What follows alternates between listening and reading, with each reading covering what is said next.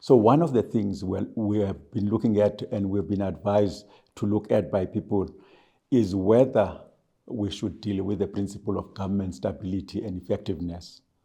And therefore, that will regulate that parties at least must be less in parliament.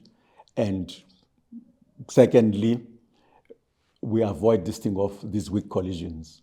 For instance, in PE alone, they have had about 21 mayors in one 5 years term. The same thing that is happening in Johannesburg, you have seen that. So now, you see now, we have this problem we're beginning to have with the GNU, with an ANC that is 40% and a DA that is 20%.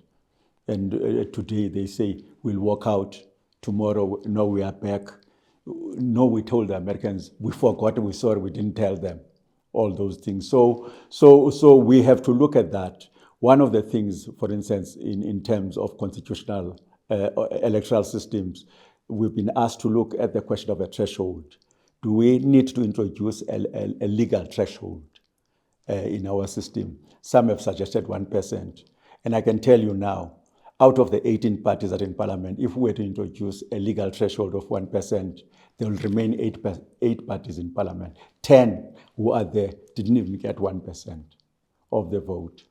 But they then want to be president or they want to be a mayor, a single party thing. So we are looking at that.